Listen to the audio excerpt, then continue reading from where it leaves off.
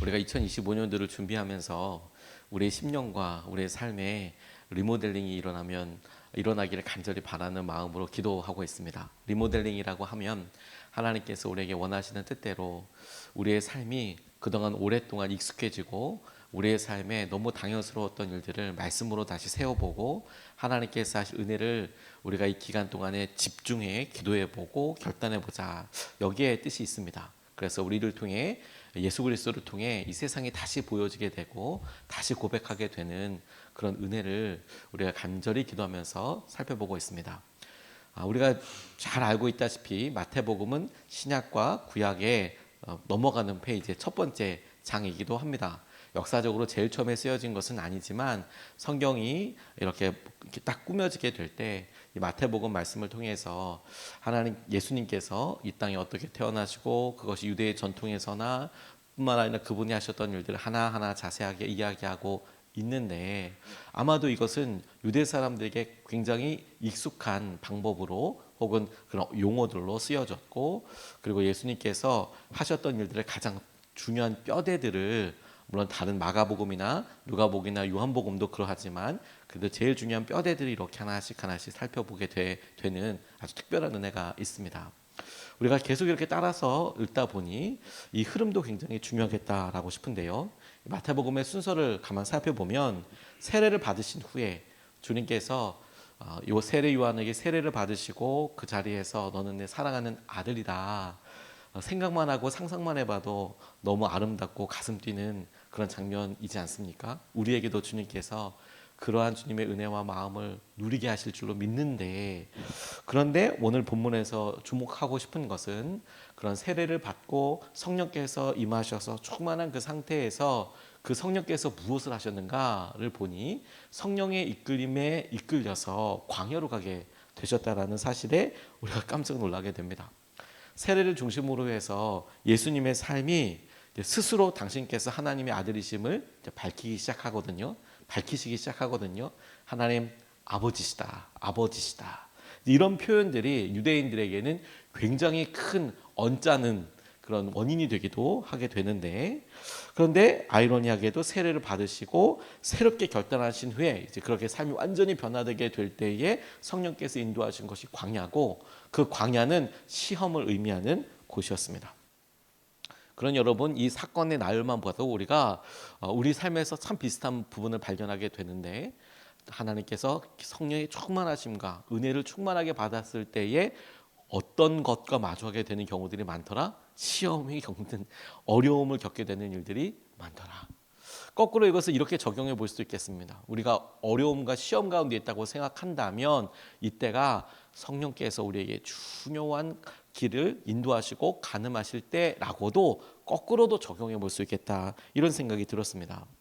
이 시험의 장소 광야라고 하는 곳을 히브리어로 미드바르라고 하는데, 이 미드바르의 어원을 가만히 살펴보면 히브리어가 당시만 해도 모음이 없이, 예를 들어 차기름이면 치읓, 기역, 리을 이런 식으로 모음이 없게 이렇게 기록이 되었기 때문에 그 어원이 비슷하고 쉽게 유추해 볼 수가 있는데, 이 미드바르라는 이 광야의 어원을 보면 다바르, 미드바르, 다바르, 이 어원이 있고, 이 다바르라는 어원 뜻은 말하다, 말씀이라는 의미도 있어서 하나님께서 성령을 통해서 예수님을 광야로 인도하신 이후에 그것이 시험의 장소였다라고 할 때의 그 광야는 말씀으로 연단받는 곳, 시험은 우리에게 광야와 같고 힘들지만 그럼에도 불구하고 하나님께서 우리의 당신의 말씀과 신뢰를 훈련시키시는 바로 그곳이라고도 생각해 볼 수 있겠다고 싶습니다. 오늘 우리가 읽었던 본문 말씀은 바로 그 광야에서 예수님께서 악마에게, 사탄에게 당하셨던 유혹 세 가지에 대해서 설명하고 있는데, 마태복음과 누가복음의 순서는 약간 다르지만 내용은 동일합니다. 이 세 가지 유혹을 통해서 우리가 첫 번째로 주목하고 싶은 것이 무엇이냐면, 시험이 없으면 확신도 없더라. 우리는 확신이 없는 상태를 시험이라고 생각하잖아요. 시험과 확신은 반대말이야. 내가 지금 확신이 없어. 나 시험에 들었나 봐. 우리는 이것이 마치 반대말인 것처럼 생각을 하지만 정작 오늘 본문 말씀을 보면 아니, 시험이 없으면 확신도 없는 거구나. 마치 시험이라는 것 자체가 확신을 갖기 위한 중요한 전 단계, 선행 단계이고, 혹은 이것이 확신을 가지려면 시험은 반드시 필요한 충분 조건이고, 이 시험을 통과해야만 확신을 갖게 되는 거구나. 반대말이 아니라 온전한 확신을 이루기 위한 중요한 과정이자 전 단계라는 사실에 주목해 보고 싶어요. 왜? 우리가 시험과 어려움을 만나면 내가 믿음이 없어. 내가 지금 확신이 없는 거야. 왜냐하면 내 마음의 상태가 그렇게 느껴지니까. 그럴 때 우리가 생각해야 될 것은 믿음이 없어가 아니라 이것을 말씀으로 의지하고 주님께서 주시는 확신을 누려야 되는 거구나. 여기에 주목해야 한다는 겁니다. 오늘 1절 말씀을 보면 이렇게 나와 있는데요.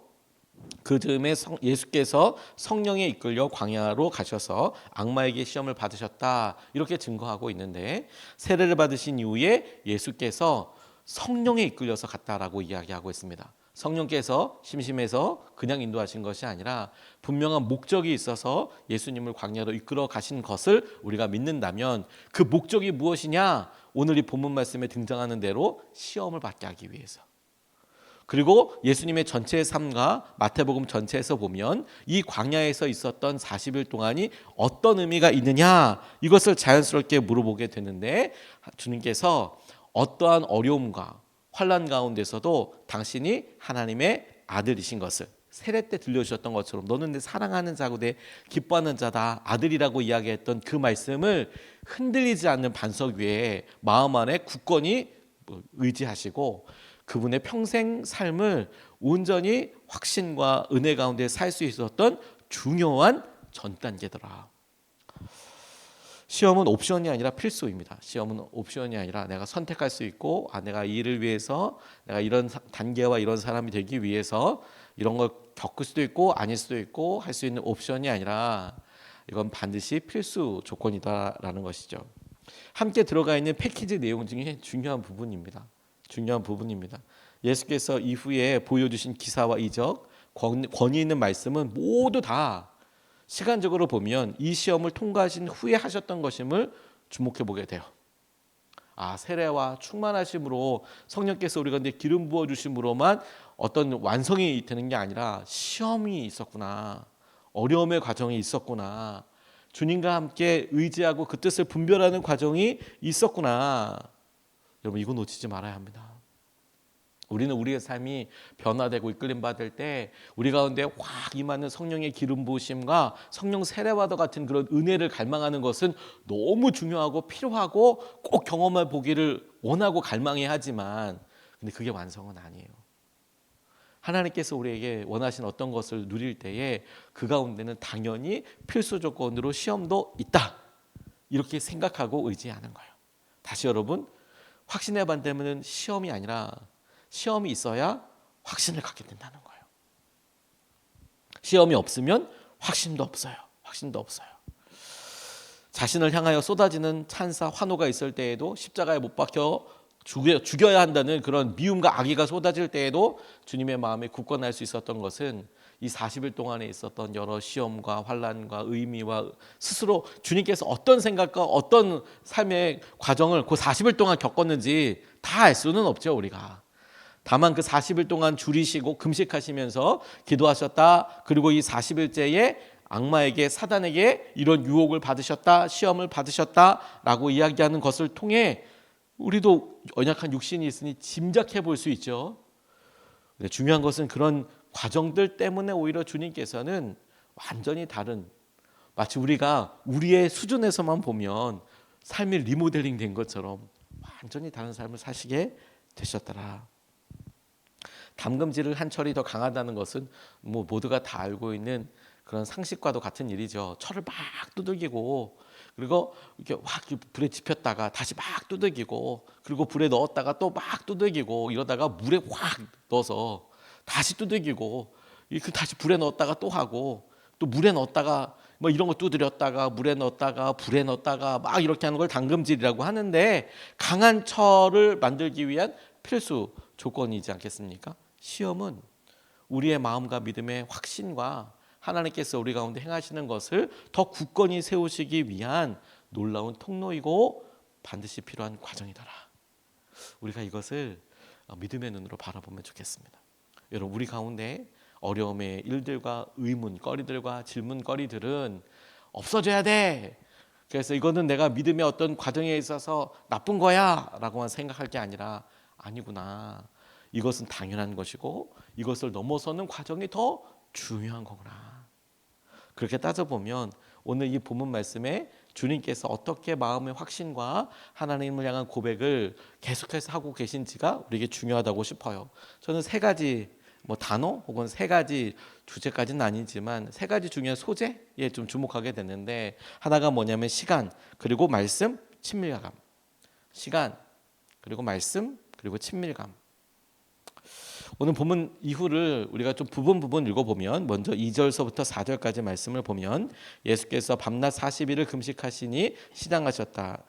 내가 하나님의 아들이거든 이 돌들에게 빵이 되라고 말해보아라. 4절, 예수께서 말씀하셨다. 성경에 기록되기를 사람이 빵으로만 살 것이 아니라 하나님의 입에서 나오는 모든 말씀으로 살 것이다. 6절, 내가 하나님의 아들이거든 여기에서 뛰어내려 보아라. 성경에 기록하기를 하나님이 너를 위하여 자기 천사들에게 명하실 것이다. 그리고 그들이 손으로 너를 떠받쳐서 너의 발이 돌에 부딪히지 않게 할 것이다 하였다. 7절, 예수께서 악마에게 말씀하셨다. 또 성경에 기록하기를 주 너의 하나님을 시험하지 말아라 하였다. 9절, 네가 나에게 엎드려서 절을 하면 이 모든 것을 네게 주겠다. 10절, 그때 예수께서 그에게 말씀하셨다. 사탄아 물러가라. 성경에 기록하기를 주 너의 하나님께 경배하고 그분만을 섬겨라 하였다 라고 이 대화 과정이 나와 있습니다.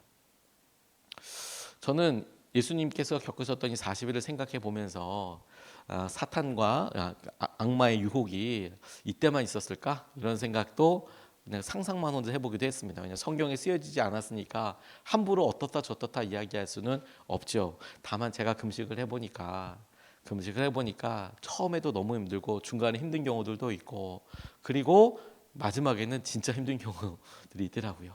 맞아, 끝날 시간이 되면 시계들 보게 되기도 하고, 혹은 그때가 가장 영적으로 민감해지는 시기이기도 하죠. 물론 저는 40일을 금식해 보지는 않았기 때문에 40일 이후에 이렇다라고 그렇게 말씀을 드릴 수는 없습니다만, 짧은 기간이어도 실제로 금식을 해봤을 때 여러 생각들을 보면 끝에만 생기는 게 아니라 끊임없이 하나님을 향하여 이런 갈망과 마음이 확 열리는 것을 보게 됩니다. 처음에는 육체적으로 힘들고 어렵다가 어느 순간이 되면 정말 왜 핀이 떨어지는 소리라고도 하잖아요. 그런 소리마저 들리는 조용함처럼 주님께서 이렇게 말씀하시는구나, 이렇게 이끌어 가시는구나, 이제 그렇게 느껴질 때가 분명히 있죠.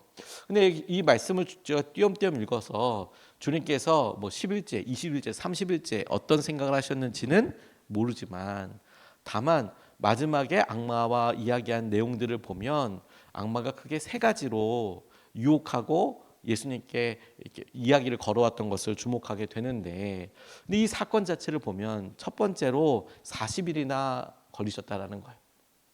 주님께서 다시 말해 악마의 시험을, 사단의 시험을 이기시는 것만 주목해서 본다면 40일을 굳이 그럴 필요가 있겠습니까? 처음부터 사람이 떡으로만 살 것이 아니다. 마치 이제 금식하려고 하면 와서 너 배고플 때 이렇게 먹어. 다양하게 찾아올 수 있을 텐데 주제만이 아니라 40일이라는 시간, 짧지 않은 시간이 필요하더라.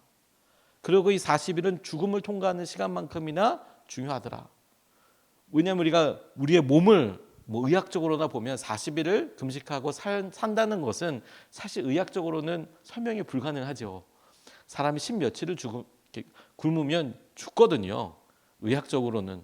근데 40일이나 금식을 한다고 그런 일이 있을 수 있다고? 근데 실제로 저희 주위에 어떤 분들이 40일 금식했다는 분들 이야기를 들어보면 참 보통 일은 아니죠. 보통 믿음도 아니고요. 그러니까 죽음을 통과하는 40일이라는 시간도 중요하지만 우리가 40일 특별 새벽 기도를 하듯이 이 기간 자체에 이것이 우리의 죽음을 통과하는 것 같은 이 시간이 필요한 거구나.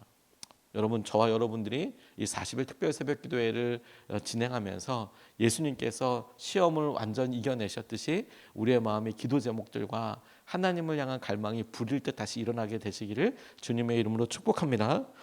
그런데 여러분, 이 시간과 함께 예수님께서 악마의 시험을 받으실 때에 말씀을 통하여 물리치셨다라는 것도 우리가 잘 알고 있죠. 빵에 대하여나 자기 증명, 네가 하나님의 아들이여든 하나님과의 관계를 질문하는 것이나 세상의 영광을 내가 주겠다라고 그렇게 유혹하는 것이나 이 세 가지 유혹 내용에 대해서 우리가 잘 알고 있는데, 그런데 흥미로운 것은 예수님께서 이것을 말씀으로 이기셨다라는 부분도 흥미롭지만 그러면서 보면 한 가지 눈에 확 띄는 게 있습니다.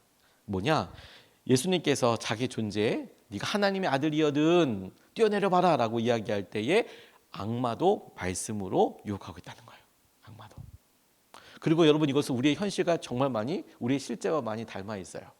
믿음의 사람들이 그래 우리가 빵, 영광, 그래 성공하는 거, 그래 주님의 나라가 더 중요하고 주님의 말씀이 더 중요하지. 이 부분은 우리가 그래도 그래 우리가 가치관으로서 세상의 가치관이 아니라 성경적 가치관과 주님의 약속을 의지하지, 이렇게 붙잡고 어렵지만 어려워도 그래도 명확하게 알 수 있는 부분이 있지만, 두 번째 시험처럼 네가 예수 그리스도를 믿는다면, 네가 믿음의 사람이라면, 네가 그렇게 열심히 믿었다면, 네가 갖고 있는 믿음이 실제라면, 혹은 우리가 알고 있는 말씀을 통해서 이 말씀 하나 읽고 너무 감동되는 나머지 이렇게 될 거야. 근데 왜 안 되지? 왜 안 되지? 왜 안 되지? 이런 고민을 갖다 수도 없이 낙심하고 낙담하고, 안 되는 건가? 믿음이 없는 건가? 혹은 하나님이 안 계신 건가? 이렇게 생각되는 여러 연약한 순간들을 보면 이 두 번째 유혹이, 이 악마가, 사탄이 예수님께 성경을 기록된 바, 그래서 제가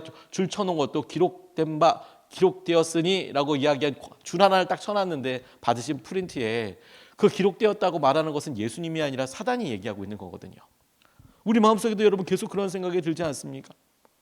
그런데 우리가 하나님과의 관계에 있어서 예수님께서 지금 들으신 것처럼 네가 하나님의 아들이거든, 네가 정말 그렇게 소중하다면, 네가 그렇게 믿음이 있다면, 예수님 스스로 자기 존재와 자기 가치에 대해서 이야기할 때에 성경을 보면 우리가 마치 시험, 그리고 어려운 사람들만 있다는데 이게 믿음과 관련된 걸까? 그래, 통감의 믿음이 있을 수도 있겠지. 하지만 난 너무 연약해, 힘들어. 이렇게 듣는 우리의 자괴감, 낮은 자존감, 말씀에 대해서 신뢰하지 못할 뿐만 아니라 점점 주님과 친밀감이 멀어지는 것처럼 느껴지는 상황, 딱 이 상황 아닙니까, 여러분?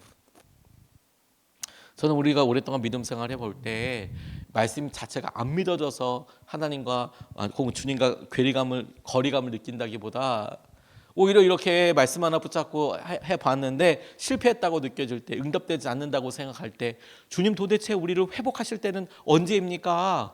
이렇게 생각하고 의지하지만 아닌 것 같아. 너무 기다리면 오래되는 것 같아.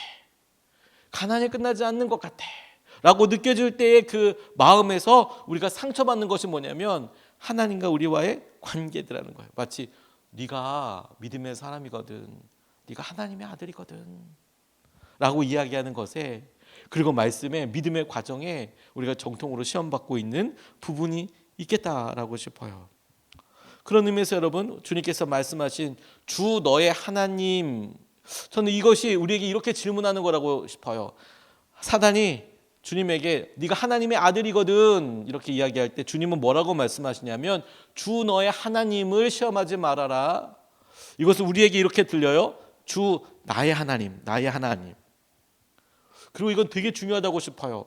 우리가 믿음에 하나님과의 거리감, 친밀감에 너무 멀게 느껴져.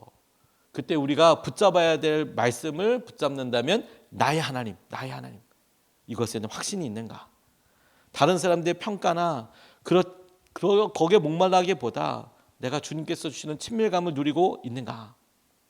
최근에 전 세계적으로 유행하고 있는 로제라는 가수의 아파트 노래를 저도 이렇게 들어보게 됐어요. 근데 그 노래를 불렀던 로제라는 가수가 사람들이 그렇게 뭐 찬사를 보내기도 하고 또 어디 뭐 빌보드나 이런 데 막 좋은 성과를 얻기도 하는데, 제가 주목했던 건 뭐냐면 새벽 5시까지 악플들을 읽으면서 잤다. 너무 힘들어했다. 아니 외적으로는 곡이 그렇게 성공하고 사람들에게 인정받는데 정작 로제 본인은 새벽 5시까지 그 곡에 대한 악플들, 이런 것들 때문에 너무 괴로워하고 힘들어왔다는 거예요. 성과가 그렇게 있음에도 불구하고 자신을 지지해주는 사람도 중요하지만 자신을 싫어하는 사람들에게 마음을 쏠리는 것이 우리의 연약함 자체이죠. 말씀도 마찬가지더라고요. 하나님께서 아무리 우리에게 말씀하시고 이끌어 가셔도 우리는 우리에게 있어서 어렵고 힘든 것에 의지하여 넘어지기 쉬워요. 그런데 무엇 때문에 어떻게 그걸 넘기는지 아십니까? 하나님이 나의 하나님이시라는 거예요. 나의 하나님. 나의 하나님. 주 너의 하나님이라고 말씀하실 때 그 너가 나의 하나님. 나의 하나님. 그리고 배워가는 것이죠. 온전한 신뢰로 배워가는 것이죠. 온전한 신뢰. 제가 참 존경하는 목사님 중에서 박보영 목사님이라는 분이 계신데 처음에 제가 그분이 처음으로 이제 부흥회 할 때부터 그 부흥회도 듣게 되고 그래서 참 너무 귀하다는 생각을 하게 됐는데 목회자들의 기도 모임에서 이분이 이런 이야기를 솔직하게 나눠주셨어요. 주님과 함께 하는 삶을 살아야지 그렇게 결단하신 이후에 내 말씀대로 살아갈 거야. 그런데 말씀대로 순종해 보니 이게 주님의 뜻이겠다라고 순종해 보니 이분이 목회자들 앞에서 어떤 이야기를 조심스럽게 나누면 틀리더라. 한 6대4 정도 되더라.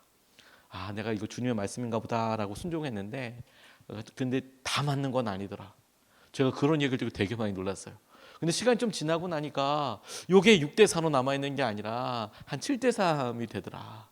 그리고 어느 시간이 또 계속 지나고 나니까 이게 주님의 이렇게 역사하시지 이런 말씀이 있지. 그거는 말씀과 계속 하나님과 순종했던 살아왔던 그런 경험과 그리고 무엇보다도 내적인 친밀감이 성령의 인도하심이 계속 그것을 더 강화시켜 가더라.